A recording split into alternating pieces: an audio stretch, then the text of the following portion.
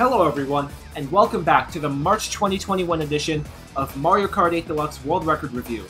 This month saw the least amount of 200cc activity so far this year, with just 27 world records, but there is still much to cover since they happened across 11 different tracks. Add the 2cc's together, and we get a total of 69 world records across 21 different runs. And now, without any further delay, let's get started on going over the 200cc world records we saw happen in March of 2021.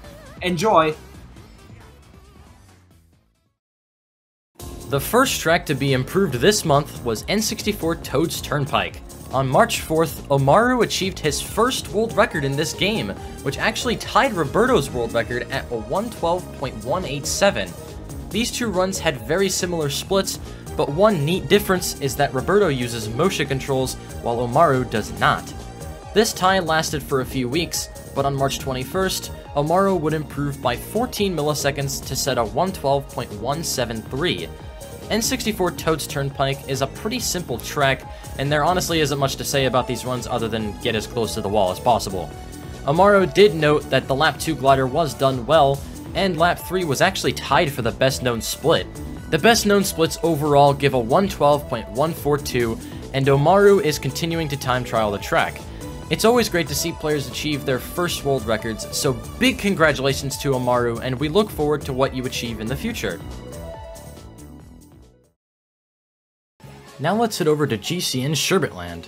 On March 5th, Alberto improved his record by 39 milliseconds to set a 117.370. On lap 1, the cave was a bit slow, the snow section lost a lot of time, and he got a fairly high trick. Alberto says anything higher than a 26.97x or so is a bad split for him, so this 27 lap was quite unfortunate. On lap 2, the shroom could have been a bit tighter and the ending of the snow section lost quite a bit of time because he didn't get the full ride on the last border before the ice section. On the snow section laps 2 and 3, there are 3 black borders you want to ride, and missing or not getting the full ride on them can lose a lot of time.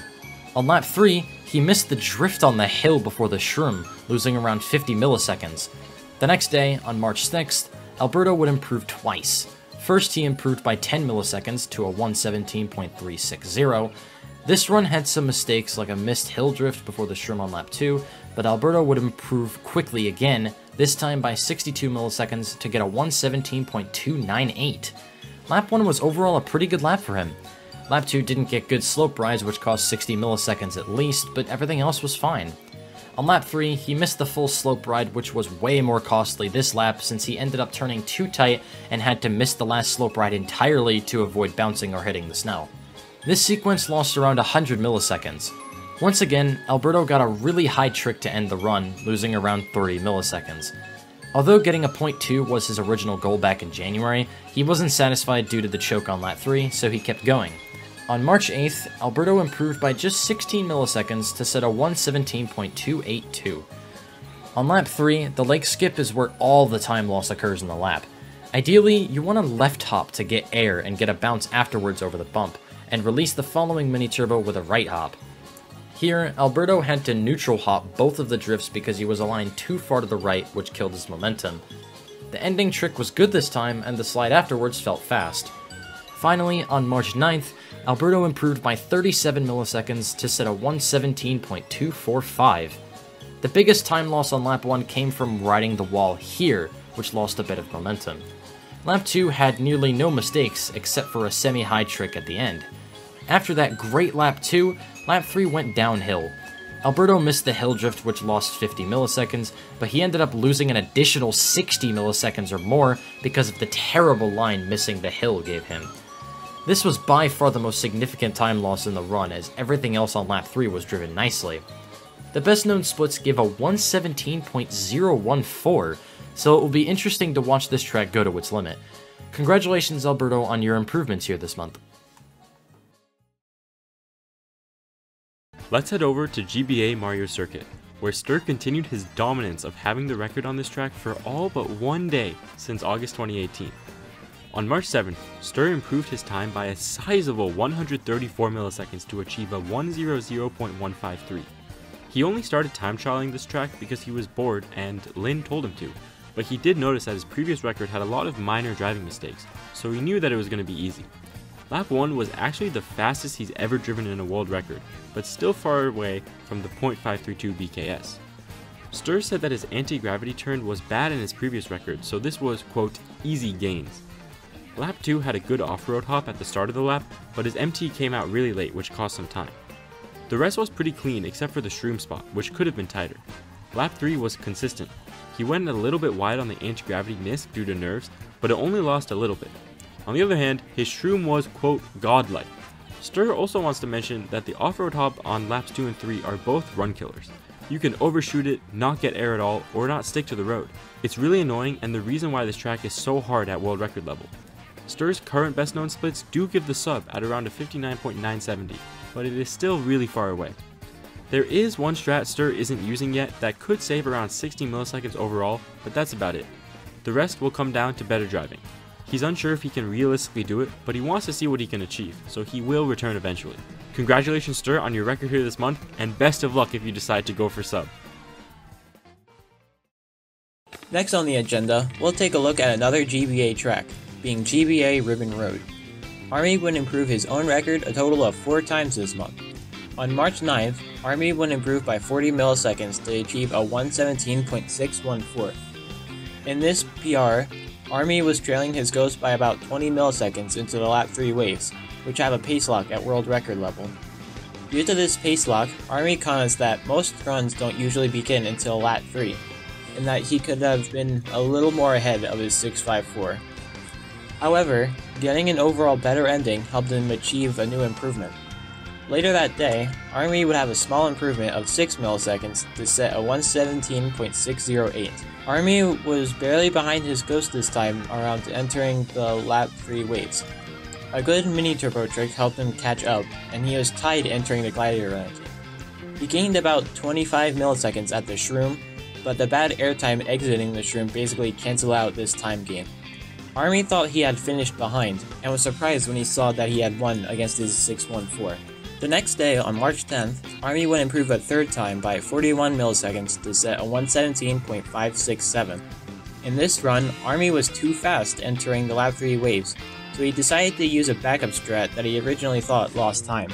However, this would ultimately lead to a pace break, as he did not lose time against his former record using the strat shown a moment ago. This save threw Army out of focus, but he was still able to clutch an improvement as he got good airtime at the shroom exit. Last but not least, Army would conclude his activity by improving by 6 milliseconds to set a 117.561. In this current record, Army cleaned up his mistakes from his 567, commenting that this run would have been a low 0.5 or even a 0.4 if the ending was good. But it unfortunately was not, due to the bad shroom and getting bad airtime again at the shroom exit. Overall, Army was very satisfied with his progression, and also surprised that his pace break strat actually ended up working. He is not sure if he will go for more, but is fine leaving his time as it is for now. The best known splits at this time total a 117.234, which is a bit far away from the current world record of 117.561, so who knows, maybe we will see more activity here one day. Either way, congratulations Army on your records here this month. Next up is Mario Circuit. On March 12th, Roru reclaimed his world record here, improving Matt's time by 32 milliseconds to set a 113.026. Lap 1 was the weakest in this run. The trick wasn't done properly and lost around 50 milliseconds, ultimately costing the sub. Lap 3 was nearly perfect, with only the turn before the ramp being a bit wide.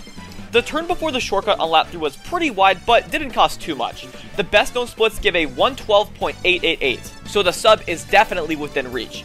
Congratulations Roru on your run here this month, and best of luck on future attempts.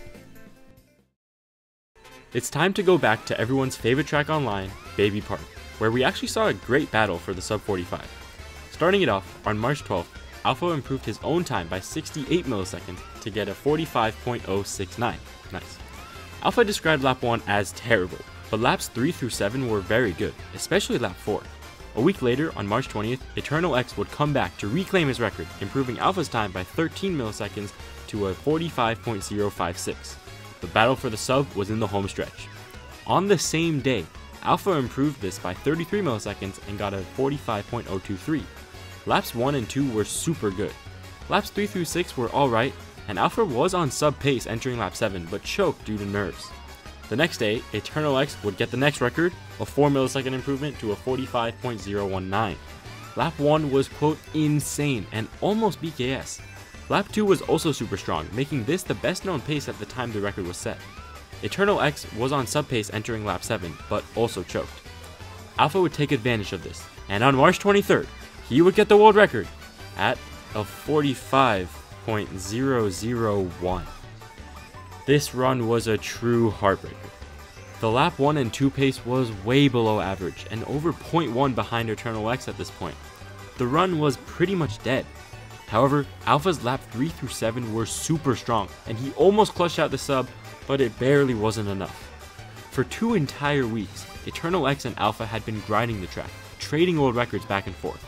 The race to 44 was very enjoyable, but also super stressful since Alpha never knew what to expect when waking up in the morning. Just a few hours after he got his .001, Eternal X got the sub at a 44.967. This run is pretty insane. Laps 1 and 2 are still the best known pace to date, with lap 2 only being a frame away from BKS. Lap 3 however was pretty bad and may have cost him a 44.8. Laps 4 through 7 were all super good, and he even ended up clutching out a mid.1 in the last lap, which is very impressive considering nerves were probably a factor. Eternal X said that he might go for a 44.7 in the future, but that would be insanely difficult to achieve since the best known splits only add up to a 44.582 for a 10 coin run.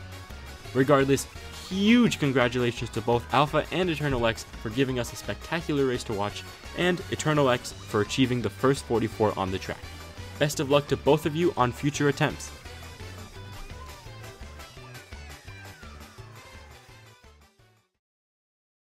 Up next, we're going to 3DS Music Park. On March 14th, Alberto improved his record by 10 milliseconds and set a 123.657. On lap 1, the first turn is improvable, and his setup for the Nisk lost quite a bit of time. On lap 2, the glider turn was bad, but picking out the last coin while having a good line is very difficult. The Nisk on this lap was the fastest in the run. He barely cut off any grass, but kept good momentum. Lap 3 has a pace lock at the end right before the Nisk if you're too fast, so making small mistakes during this lap isn't that punishing. The key section was bad, but there was still room to improve to max pace. 6 days later, on March 20th, Alberto improved by 39 milliseconds and set a 123.618. Lap 1 got unlucky air at the first xylophone, which lost a huge amount. Alberto had to do 3 hops at the Nisk to survive, which slowed him down slightly, but he was just happy to get out alive. The shroom on lap 2 was really good. He didn't completely stick to the first xylophone, which lost a bit of time, but not as much as lap 1. The line to grab the last coin was better this time, and the Nisk was very fast. On lap 3, the ending was very weird. Alberto honked his horn during the last glider for fun and landed really late for some reason, so he had to brake a lot setting up for the Nisk. Surprisingly, the lap was still a .4, which is really close to BKS. Also, fun fact, Alberto set his time racing a very slow Ghost, which helped him focus more due to the front-running music. Usually he plays a lot worse when not racing an actual Ghost, but it helped him here for some reason. This run is definitely the most consistent run that he's set here so far, but there's still a lot of room for improvement left. Alberto isn't yet done on this track, but he's unsure on when he'll return, since Music Park is a very frustrating track. The best known splits give a 123.427 at this time. Congratulations Alberto on your records here this month. Next up, we're going to Cloudtop Cruise, which has its first record since October of 2020. On March 16th, Alberto improved his record by 23 milliseconds to set a 129.127. The most noticeable difference about this run is that the combo switched from Waluigi on Wiggler to Wario on Teddy Buggy. Alberto says that he used Teddy because the track felt much nicer to drive, especially the mini turbo after the cannon on lap 1. With Wiggler, you would sometimes get a bounce and your run would be over, but with Teddy that hardly ever happens. Cloudtop Cruise is pace locked at the Lightning right before the glider on lap 2, so the run essentially starts after that point. Alberto says that the lap 1 and 2 combo is the weakest part of the run, as lap 3 was actually the new best known split. Alberto could have been about 20 milliseconds faster and still not have gotten hit by the Lightning. Lap 3 still has a tiny bit of room for improvement, especially at the beginning and the ending, but the Airship double mini-turbo was really good. This run is strong for what it is, and improving it with the current pace lock strat is no easy task. Alberto believes the absolute max with a pace lock is a 0.08 or a 0.07. The best known splits, with a combined laps 1 and 2, give a 129.090. Congratulations Alberto on your improvement here this month. SNES Donut Plains 3 was the next track to be improved this month. On March 16th, Eternalight reclaimed his world record, improving Genzua's time by 115 milliseconds to set a 55.617. Lap 1 is the weakest lap of the run, but it's still a really good lap. Last month, we talked about the different coin strat, and for this run, Eternalight uses the 600 coin strat. Getting a 0.5 lap 1 with 6 coins is really great, and the lap's main mistake was the last turn being a bit wide, losing 50 to 70 milliseconds. Lap 2 was really good, carried by the 2 wall clips. The landing from the second wall clip wasn't the most optimal, which caused a bad alignment for the next turn. This run uses a new strat, which is to do the ending disc without braking, saving around 50 milliseconds. Lap 3 started really well and he managed to get the 2 wall clips, but the last one made him lose almost 0.1, since he did not get the best clip, which made his line worse. However, he got a really fast ending disc, which saved the lap, but waited a bit too long to release the last MT, ultimately costing 0.5. The best known splits with his 600 coin strat give a 55.253. Congratulations Eternal X on your record here this month. The next track to be improved this month was Sunshine Airport. On March 26th, Alberto would improve twice, first by 19 milliseconds to a 128.431, and then by 12 milliseconds to a 128.419. The .431 introduces a new strat, which is to get an MT off the second glider ramp on laps 2 and 3, which can save up to about 100 milliseconds. As this was his first world record with it, the run was fairly weak. Lap 1 was fairly average, and lap 2 had a bad ending, but the strat was done well. Lap 3 had a bad anti-gravity section, and the final trick wasn't the greatest. For the .419, lap 1 was average once again, as shown by the fact that it was not only the same split as the previous run, but also the run before that. Lap 2's shortcut missed the fence clip, which lost 40 milliseconds, and the ending of lap 2 was very slow.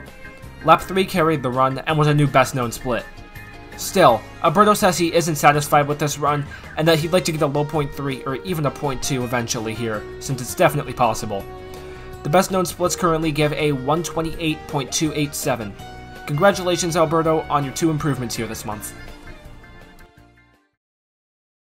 To end off March, we have a very interesting situation on DS Wario Stadium. On March 29th, Alberto improved Ronnie's previous record by 8 milliseconds to set a 122.113. But also on March 29th, P would set the exact same time himself. Let's talk about Alberto's run first. Lap 1 was overall fine by his standards, but the anti-gravity hop could have been better. On lap 2, the turns after the mud ramps was bad. Alberto got air when releasing the MT that leads into the anti-grab, which caused him to barely cut any of the corner. On lap 3, the turn after mud ramps was wide again. The anti-grab section was good, but the trick made him land in a weird spot which caused a wide turn before the boost ramp. The shortcut was also very bad and wide, and he had a slight wall hit at the end which cost about a frame. This run is far from perfect, but Alberto said he would keep the tie with P for the time being. He said he'll go for the sub in the future if he loses the record, but doesn't mind if he's not the first to sub since he's still learning the track. Now let's talk about P's record. After a bad first 3 turns, the rest of lap 1 was driven pretty well, but he lost a lot of time at the shortcut because he landed late and wide and shroomed too late, losing around 50 milliseconds. The shortcut is the hardest part of this track since you need to shroom early to avoid dropping in speed and sliding to the right, but you also need to go as close as you can to the wall if you want to chain the UMT at the glider properly. Lap 2 was solid. He released both MTs before the anti-grab very quickly, which somehow gave him a great line for the first anti-grab hop, which gained a bit. P got a tight line after the MT trick by mistake, which made him enter the shortcut too tight, which resulted in sliding during the shroom and a wider exit. On lap 3, he hit a wall after releasing the first SMT, which threw him off and made him miss the following SMT. P started the boost panel drift too early, which made him release the MT while the kart was in an unoptimal position, which made him go very wide in the turn after the boost panels. The lap was on pace to be about a 0.93x, but he got an almost perfect shortcut and glider which saved some time. P didn't expect this run to be world record, but was very happy to get it. This record is the first time P has had a tied world record with someone, and it was cool to be tied with a friend, and the ghost names made it 100 times better. P's best splits give a 121.792, and he says he'll try for the sub, which may or may not have already happened, so stay tuned for next month's review. Congratulations to Alberto and P on your runs here this month. And with that, we are done with March. This month may have had the least records this year by a decent amount, but April has been one of the most exciting months for the world record scene in a long time, so stay tuned for that because those videos are guaranteed to be bangers. I also want to take a quick moment to shout out MK Roadmaps, which is a YouTube channel focused on analyzing the time trial strategies for each track, including great diagrams and even appearances from world record holders. I'll leave the link in the description so you guys can check them out. For now though, we'll be signing off until next time, when we cover the world record set in April of 2021. And of course, I'll be back in a few days for the regularly scheduled RTAT 120 Boom Shortcut content. See you then!